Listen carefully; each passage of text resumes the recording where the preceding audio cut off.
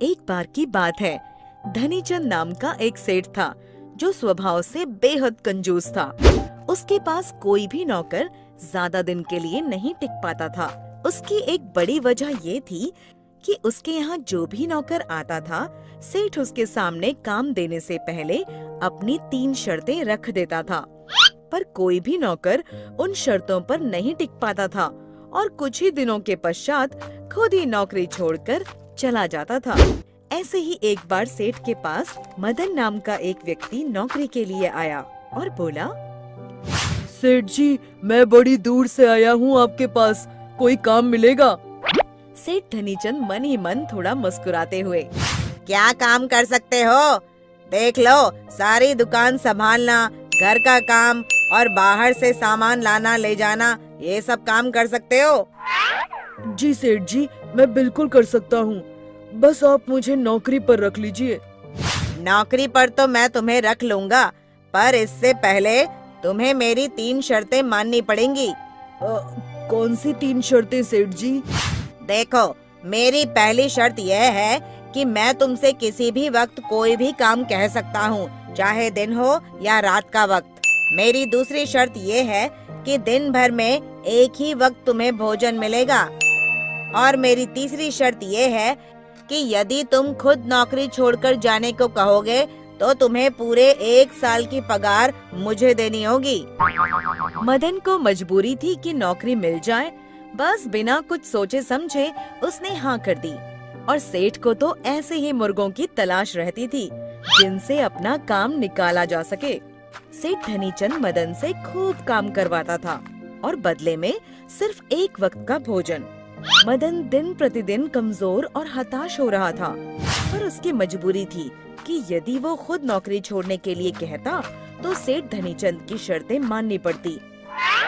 ये ले मदन, अपना भोजन। मदन थोड़ा दुखी होते हुए, मालकिन, इतना काम करवाने के बाद भी ये सूखी भूसी 1 रोटी से पेट नहीं भरता मालकिन। तभी सेठ धनीचंद बोला, क्यों रे मदन, इतना कौन सा काम तूने कर दिया जो फालतू की रोटियां तोड़नी है? सेठ मदन को धक्का देते हुए, यहाँ काम करना है तो ऐसे ही भोजन मिलेगा तुझे।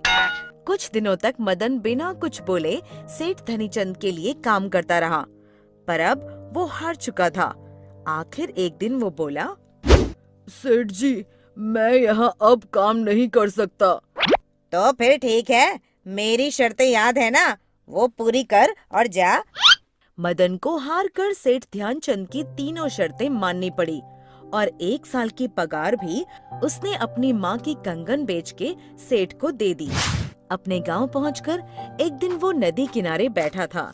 तभी उसका एक मित्र रमेश, जो बचपन से उसे जानता था, उसके पास आया और बोला, अरे मदन, तू शहर से कब आया और मिला भी नहीं? रमेश के बार बार पूछने पर मदन ने अपने साथ घटित सारी घटना रमेश को बता दी। रमेश सब कुछ चुपचाप सुन रहा था।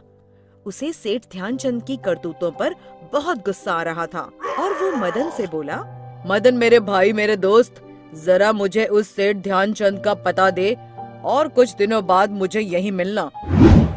मित्र, तुम ऐसा क्या करने वाले हो? बस तुम देखते जाओ मदन।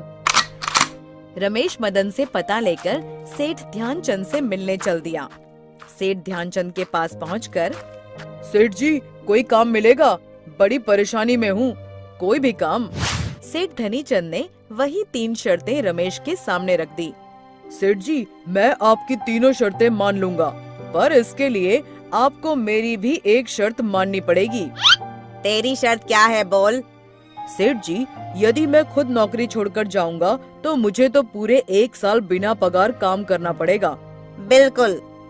ठीक है, ये हुई आपकी शर्त, और मेरी शर्त है कि अगर आप खुद मुझे नौकरी से निकालते हो तो पूरे 1 साल आपको मुझे बिना काम किए पगार देनी होगी। सेठ धनीचंद ने सोचा, ऐसा मौका तो कभी आएगा ही नहीं, मेरे पास नौकरी करना इतना आसान नहीं है। सेठ ने कहा, ठीक है रमेश, मुझे तुम्हारी सारी शर्त मंजूर है। रमेश अपने काम में लग गया। जैसे जैसे सेठ बोलता, रमेश झट से सारे काम कर देता। एक दिन सेठ धनीचंद ने रमेश को कहा, अरे रमेश, जरा अनाज भंडार से चावल की बोरियां ले आ और ध्यान से ताला लगा कर आना।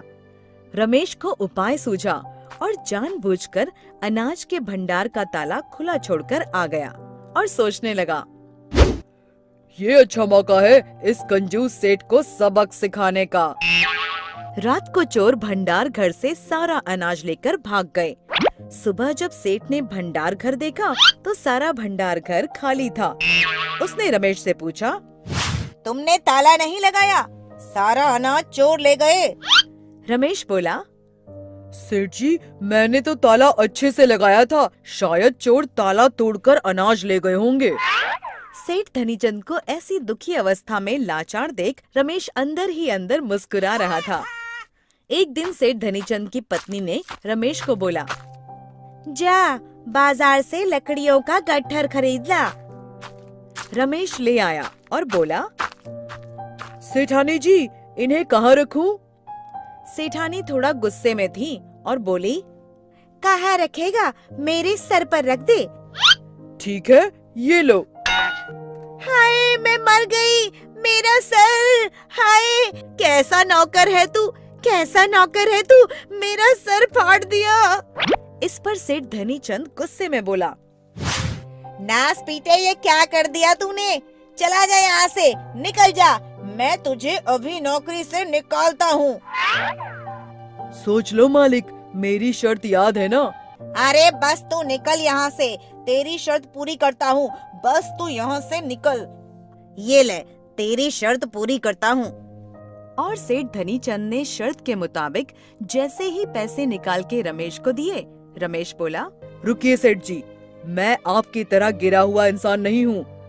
मैं तो बस आपको आपकी गलती का एहसास दिलाने ही यहाँ नौकर बनकर आया था। आपको मेरा मित्र मदन तो याद होगा ना? बस उसके साथ हुए अत्याचार का बदला लेना था, सो आपसे ले लिया। बस आप मेरे मित्र की पगार दे दीजिए, जिस पर उसका हक था। मैं यहाँ से चला जाऊंगा। सेठ धनीचंद मुंह लटकाते हुए बोला, ये लो रमेश, तुम्हारे मित्र की पगार। रमेश खुशी खुशी वापस चला गया और सीधा मदन के पास जाकर सारी बात बताई और बोला, ये लो मित्र, तुम्हारी अमानत, तुम्हारी मेहनत की कमाई। मदन ने रमेश को गले से लगा लिया और बोला, मित्र, आज तुमने दोस्ती का हक अदा कर दिया। जैसे को तैसा मिल चुका था। सीख। दोस्तों, इस कहानी से हमें यही सीख मिलती है कि सच्चे दोस्त की पहचान मुसीबत के वक्त ही होती है।